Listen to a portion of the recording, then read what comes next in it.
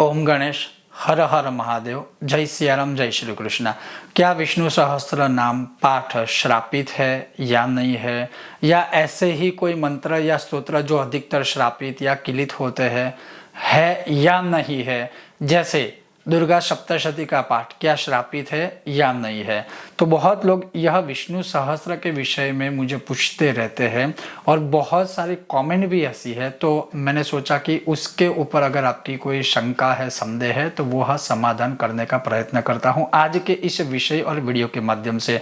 अगर आपको विषय वीडियो पसंद आए तो लाइक कीजिएगा, शेयर कीजिएगा, चैनल पर नए हो सब्सक्राइब करके घंटी का चिन्ह दबाइएगा। तो चलिए शुरू करते हैं। अब सबसे पहली बात, जैसे कुछ लोगों ने कहा है कि महाभारत में हमने देखा है कि पूरा विष्णु सहस्त्र का जो पाठ है उसमें कहीं पर भी यह नहीं लिखा है कि यह श्रापित है या किलित है या उसमें न्यास है या उसमें विनियोग है। और कुछ लोगों ने ऐसी कमेंट दी है कि महाभारत में ये लिखा हुआ है कि यह पाठ श्रापित नहीं है, जबकि ऐसा शब्द या यह उक्ति या पंक्ति कहीं पर भी लिखी नहीं है। और अगर मान लीजिए कि महाभारत के अंदर विष्णु सहस्त्र का उपदेश दिया गया है और है, लेकिन अगर उसमें उसका विधि जैसे शाप विमोचन विधि है, जो रुद्र शाप विमोचन विधि है, विनियोग है, न्यास है, तो अगर वो किसी और ग्रंथ में दिया हुआ है तो उसको सम्मिलित और मिश्रित करके या पूरा जो स्तोत्र का एक विधान होता है, जैसे कुछ ग्रंथ के प्रमाण आपको कुछ ग्रंथों में मिलते हैं। जैसे मान लीजिए कि हनुमान चालीसा है, हनुमान चालीसा की जो सारी चौपाइयाँ है, क्या उन सारी चौपाइयों का प्रमाण आपको एक रामायण जो तुलसीदास जी का रामायण है क्या उसमें मिलेगा? नहीं, आपको दूसरा रामायण वाल्मीकि मुनिकृत रामायण भी खोलना पड़ेगा, क्योंकि हो सकता है कि जो आंसर आपको इसमें ना मिले तो दूसरे ग्रंथ में मिलते हैं। तो ऐसा नहीं है कि चलो महाभारत में पूरा विष्णु सहस्त्र का उपदेश दे दिया गया है या दे दिया है और उसमें रुद्रशाप विमोचन विधि या आदि कुछ नहीं है तो फिर वह जो विधि है उसका मतलब है ही नहीं, ऐसा नहीं है। क्योंकि जब यह उपदेश दिया होगा या दिया था वो युग, वो समय अलग था। और जैसे हमारे शास्त्रों में ही प्रमाण है कि जैसे ही कलयुग का आरंभ हुआ तो यह जो सारे इतने शक्तिशाली मंत्र स्तोत्र आदि जो थे उसको ऋषि मुनियों के द्वारा ही किलित और शापित किया गया था कलयुग के आने के बाद। तो जो ऋषि मुनियों के ही द्वारा यह शापित किलित किए गए ताकि कोई इसका गलत प्रयोग ना करे, और सबको इसका नॉलेज है भी नहीं, जैसे हम सब जानते हैं। तब ऋषि मुनियों ने ही ऐसे जो ग्रंथों की रचना की थी कि ठीक है चलो, महाभारत में तो जब लिखा था उस समय में जब संवाद हुआ था भगवान कृष्ण, भीष्म पितामह और युधिष्ठिर अर्जुन के बीच, तो वो तो एक उस समय में लिखा ही गया। लेकिन जब शापित किया गया तो शाप से मुक्त करने की भी तो मतलब कोई उपाय चाहिए ना, चाबी चाहिए। जब ताला लगाया गया है तो उसकी चाबी तो होगी ना। तो ये जरूरी नहीं है कि ताले के बाजू में ही चाबी होगी, आपको कहीं और से वो खोजनी पड़ेगी या किसी और से लेनी पड़ेगी।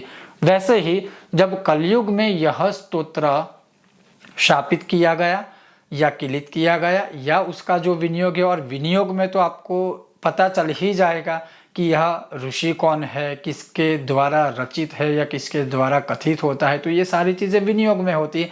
और किसके लिए किया जाता है तो धर्म अर्थ कर्मा धर्मार्थे कामे मोक्षे च विनियोग है, या फिर धर्म अर्थ कर्म मोक्ष, ऐसे विनियोग में भी उच्चारण किया जाता है। तो कहने का तात्पर्य ये है कि ठीक है, आप अपने भाव से अगर करना चाहते हो तो अभी नहीं तो कभी अधिक पाठ करने के बाद भी फल मिलेगा, क्योंकि भगवान का नाम जो लिया जाता है तो उसमें निसंदेह मिलता है। लेकिन जब आप एक अनुष्ठान के रूप में इसका पाठ करते हो, जैसे नित्य पाठ करते हो, जैसे एक ही बार में भगवान के सामने बैठकर दीप धूप आदि प्रज्वलित करके पाठ करते हो, तब वहाँ भाव नहीं चलता है। हर जगह पर भाव नहीं चलता है, जहाँ चलना चाहिए वहाँ भाव चलता है। जो भक्ति में या श्रवण कीर्तन में आदि होता है वहाँ भाव चलता है। लेकिन जब ऐसे अनुष्ठान हो, ऐसे पावरफुल स्तोत्र मंत्र आदि, तो हर जगह पे भाव नहीं चलता, फिर भी आप कर सकते हो। तो कहने का तात्पर्य मेरा ये है कि यह रुद्र शाप विमोचन विधि है। तो यह जो शाप विमोचन विधि है, अब कोई अपने घर में तो बनाएगा नहीं, कोई अपने घर में लिख कर खुद तो रखेगा नहीं, शास्त्र में है तभी तो वो कहीं से प्राप्त हुई है और तभी तो रखा है ना। तो ठीक है, अगर आपको यह विधि आचरण करनी है तो कर सकते हैं, अगर आपको लगता है नहीं करनी है तो मत कीजिए। कोई ये नहीं कहेगा कि आप कीजिए ही कीजिए, लेकिन ये ज्ञात होना जरूरी है, क्योंकि बाद में कंप्लेन करने वाले भी कोई और नहीं, हम ही होते हैं कि हम तो इतने सालों से विष्णु सहस्त्र का पाठ करते हमें फल नहीं मिलता है। उस टाइम पे तो भाव कहीं गायब हो जाता है, तो उस टाइम पे भाव नहीं चलता है। हम क्या करते हैं, कैसे करते हैं, जो भी पाठ स्तोत्र आदि करते हैं वो उसमें मार्गदर्शन की आवश्यकता होती है कि कैसे किया जाए, कैसे करना है।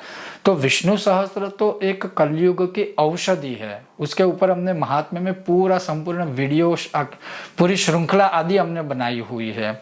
खैर, मूल रूप यही है कि विष्णु सहस्त्र श्रापित था, श्रापित है, और शाप मुक्त विमोचन विधि उसमें दी गई है, इसमें भी संदेह नहीं है।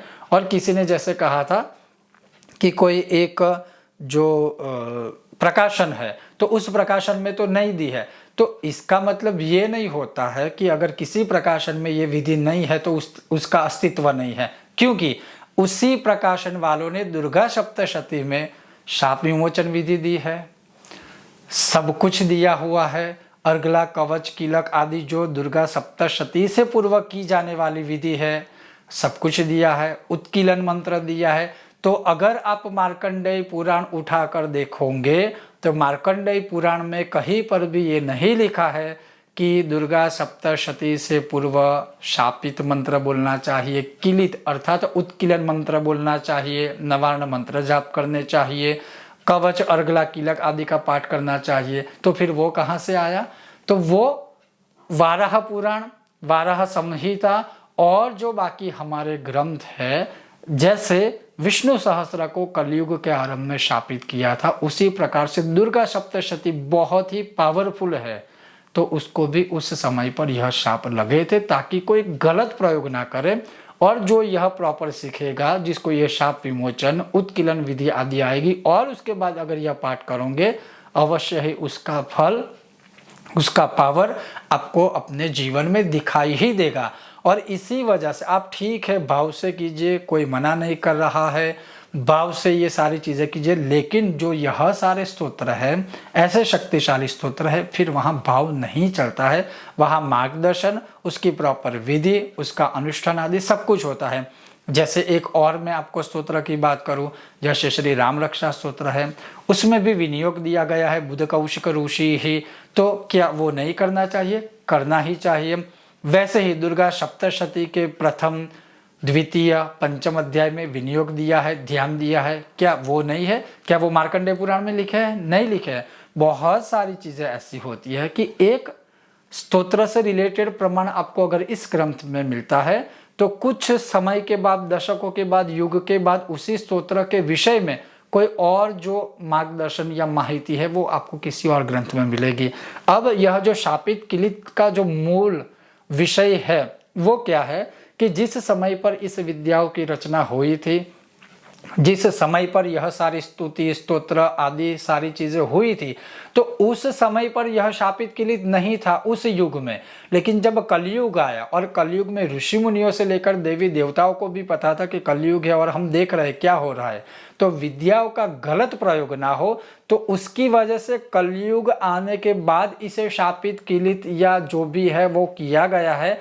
और इसी कलयुग में जब हम यह पाठ आदि करते हैं तो उसे उस शाप से, कीलक से, कीलन से मुक्त करना आवश्यक होता है, तभी जाके तो यह फल देगा, अन्यथा यह फल नहीं देगा। फिर भी जो भाव से, सालों से, वर्षों से करते हैं वो उसका लाभ ले सकते हैं, इसमें कोई मना नहीं है। लेकिन अगर आपको प्रॉपर फल चाहिए, आपको इसका ज्ञान प्रॉपर चाहिए, तो अवश्य मार्गदर्शन लेकर ही या इसे प्रॉपर सीख कर ही इसका स्तोत्र पाठ आदि करना चाहिए। लेकिन हाँ, बहुत सारे स्तोत्र मंत्र ऐसे हैं जो शापित किए गए हैं, किलित किए गए हैं। जैसे हर एक देवी देवताओं के आप सहस्त्र नाम देखें तो वो सारे शापित या किलित नहीं है, लेकिन उसमें विनियोग है, न्यास है, बहुत सारी ऐसे विधि विधान है। और मान लीजिए कुछ कुछ स्तोत्र में शापित नहीं भी किए गए हैं, किलित नहीं भी किए गए हैं। शापित और किलित किया है इसका मतलब ये नहीं है कि जितने भी मंत्र है सारे श्रापित है, जितने भी स्तोत्र है सारे किलित है, ऐसा नहीं है। जो ऐसे शक्तिशाली या कुछ महत्वपूर्ण ऐसे स्तोत्र थे जिसका पावर बहुत ही भरपूर प्रचुर मात्रा में है, तो उसको ही हमारे ऋषि मुनियों और कुछ देवी देवताओं के माध्यम से और देवी देवताओं के द्वारा ही शापित और किलित किए गए थे। तो उसमें कोई संदेह की बात नहीं है। बहुत सारी चीजें उस समय में भी ऐसी घटना घटित हुई थी, जैसे मानिए कि गणेश जी को तुलसी चढ़ाई नहीं जाती है, क्योंकि गणेश जी और तुलसी के बीच जो संवाद या जो एक कह सकते हैं कि वाक युद्ध, जो एक वाणी से युद्ध हुआ था, उसमें दोनों ने एक दूसरे को शाप दिया था, वो एक घटना हुई थी। हमारे पुराणों में है, गणेश पुराण में है, विष्णु पुराण में है, बहुत सारे प्रमाण में ये है, पुराणों में ये प्रमाण दिया है। तो क्या इसका मतलब ये है कि आप गणेश जी को फिर भी तुलसी चढ़ाएंगे? नहीं चढ़ा सकते हैं, क्योंकि यह घटना घटित हुई थी। शास्त्रों में पुराण में प्रमाण है। मूल विषय यही है कि जिस जिस चीज में शापित विमोचन विधि आती है, शाप मुक्त होने के लिए अवश्य करनी चाहिए। जिस मंत्र आदि में या स्तोत्र में कीलित या कीलन या फिर उत्कीलन या फिर शाप विमोचन आदि विधि विधान आता है, उसमें करना ही चाहिए। नहीं आता है तो उसे सीखना चाहिए, फिर उसको करना चाहिए। लेकिन ये नहीं कहना चाहिए कि ये ऐसा होता ही नहीं है, इसमें लिखा ही नहीं है। लिखा है, ग्रंथों को आप पढ़ेंगे तो उसमें आपको प्रमाण प्राप्त होगा। तो यह एक छोटा सा लेकिन महत्वपूर्ण विषय था और शंका संदेह का समाधान करना भी आवश्यक था, इसीलिए मैंने यह विषय वीडियो बनाया है। अगर आपको यह विषय वीडियो पसंद आया हो, आपके मन की शंका का समाधान हुआ हो, कमेंट बॉक्स में आप कमेंट करके हमें बता सकते हैं। ऐसे ही नए विषय और वीडियो के साथ फिर मिलेंगे, तब तक आप देखते रहिए कर्मकांड बाय आनंद पाठक। ओम गणेश, जय सियाराम, हर हर महादेवा।